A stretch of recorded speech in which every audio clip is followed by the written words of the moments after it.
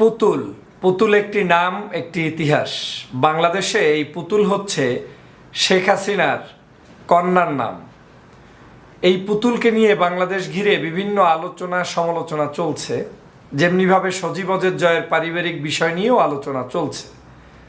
এই পুতুল ফরিদপুরের কুখ্যাত রাজাকার নামে খ্যাত ইঞ্জিনিয়ার খন্দকার মোশাররফ হোসেন সাহেবের সন্তানের সাথে বিবাহ বন্ধনে আবদ্ধ হয়েছিলেন এবং তাদের সংসার বেশ ভালোভাবেই যাচ্ছিল। আওয়ামী লীগের গত 15 বছর যে বাংলাদেশে অবৈধভাবে ক্ষমতায় থেকেছে, তার মধ্যে প্রায় 10 বছর পর্যন্তই এই পুতুলের যে শ্বশুর রয়েছেন তিনি শেখ হাসিনার সাথে ভালোই একটি সম্পর্ক ছিল এবং তারা একে অপরের সাথে খুব যোগাযোগ ব্যবস্থাও ভালো ছিল। মন্ত্রী ছিলেন, এলজিআইডি মন্ত্রী হিসেবে দায়িত্ব পালন করেছেন, প্রবাসী কল্যাণ মন্ত্রী হিসেবে দায়িত্ব পালন করেছেন তৎকালীন সময়ে সেই পুতুলের শ্বশুর ইঞ্জিনিয়ার খন্দকার মোশাররফ হোসেন। এবং আজ অবধি পর্যন্ত, এখন পর্যন্ত তিনি পার্লামেন্টের মেম্বার হিসেবেই কিন্তু আছেন। দ্যাট মিনস লাস্ট 3টা ইলেকশনই তিনি ফরিদপুরের 3 আসন থেকে এমপি হয়েছিলেন। এই শ্বশুরকে নিয়ে বাংলাদেশের সমগ্র মানুষ যখন সমালোচনা করছে, তখনও এই শ্বশুর এবং বেআইনের অপরাজনীতিতে বাংলাদেশ সহ ফরিদপুর সহ বিভিন্ন অঞ্চল অতিষ্ঠ ছিল। আপনারা জানেন, শেখ হাসিনার ছেলে এবং মেয়ে এই দুই পরিবারের কোথাও কোনো শান্তি নেই, তাদের পারিবারিক কোনো ঐতিহ্যগতভাবে কোনো সুসম্পর্ক নেই, যেটা নিয়ে আমি বারবার বিভিন্ন সময় বিভিন্ন টকশোতে বক্তব্যে আলোচনা করেছি। জানতে চেয়েছি যে শেখ হাসিনা কি সুখে আছেন না দুঃখে আছেন, শেখ হাসিনার আদতে কোনো এই পরিবারের সাথে সম্পর্ক আছে না ডিভোর্স হয়েছে। আওয়ামী লীগের কোনো সৎসাহসকারী কোনো নেতা আজ পর্যন্ত আমার সেই প্রশ্নের জবাব দিতে কিন্তু পারে নাই। কেন পারেন নাই? এই জন্য এই পুতুল এবং পুতুলের হাজব্যান্ড এবং এই বেআই এবং বেআইয়ের ভাই, এরা সবাই বিভিন্ন কারণে দুর্নীতিতে সম্পৃক্ত হয়ে এমন একটা গড গিফটেড অশান্তির মধ্যে পড়ে গিয়েছেন যে তাদের মধ্যে বাস্তবতার নিরিখে শেষ পর্যন্ত সম্পর্ক রক্ষা করা আর সম্ভব হয়নি। যদি তারা একে অপরের সম্পর্ক রক্ষা করেন, তাহলে আজকের পুতুলের হাজব্যান্ড যেভাবে বিদেশের কোনো কারাগারে কিংবা পালিয়ে আছে, ঠিক পুতুলকেও একই অবস্থায় থাকতে হয়। তাহলে তার এই মায়ের যে রাজত্ব চলছে, সেই রাজত্বে শান্তিতে থাকার যে একটা জায়গা, তিনি যে নতুন করে বিবাহ বন্ধনে আবদ্ধ হয়ে আরামায়েশে থাকবেন, সেই সুযোগটা পাচ্ছেন না।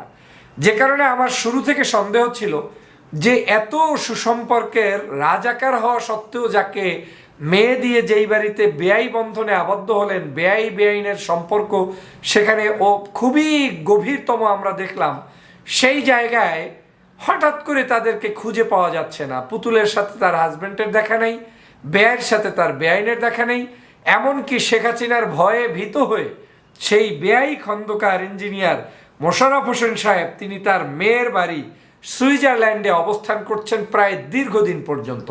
সম্ভবত আমি যদি মিস্টেক না করি 2020 সালের পর থেকেই তিনি তার মেয়ের সাথে সেখানে অসুস্থতাজনিত কারণ দেখিয়ে অবস্থান করছেন, তথা শেখ হাসিনার ভয়ে ভীত হয়ে। কারণ আপনি জানেন যে শেখ হাসিনা এমন একজন প্রতিহিংসা পরায়ণ ব্যক্তি যে সময় যদি খুব ভালো যায় তাহলে তাকে আপনার আসমানে তুলে নিবে, সময় যদি খুব খারাপ যায় তাহলে তার একেবারে শেষ করে দিবে। যেটা তিনি এখন আপন বেআইকে করে প্রমাণ করে দিলেন, আমরা যারা এতদিন খুঁজতেছিলাম সেটা আজ সত্য প্রমাণিত হলো। কিভাবে?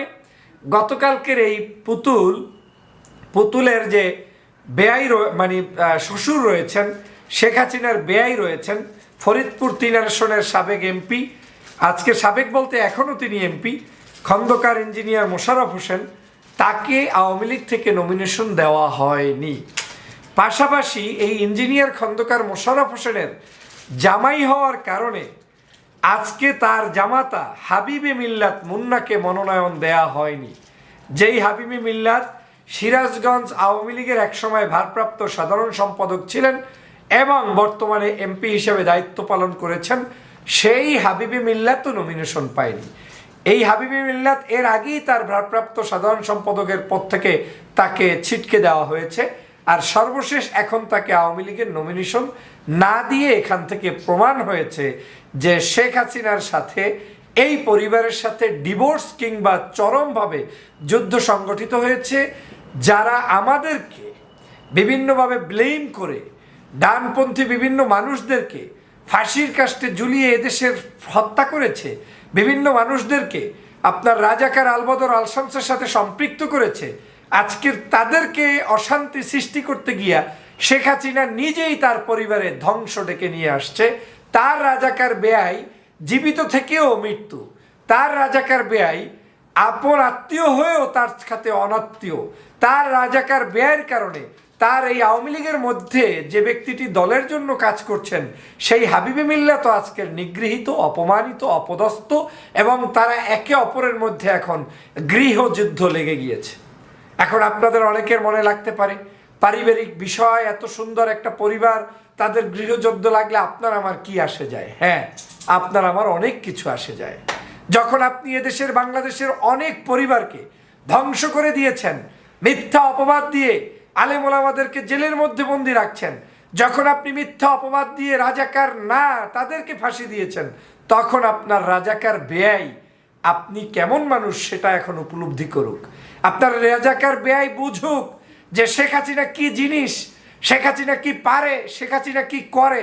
যারা এতদিন শেখ হাসিনার হাতকে শক্তিশালী করেছেন তারা এখান থেকে শিক্ষা অর্জন করুন যে শেখ হাসিনার স্বার্থ ছাড়া কিচ্ছু বোঝে না, এক সেকেন্ডও আপনাকে কাছে রাখবে না।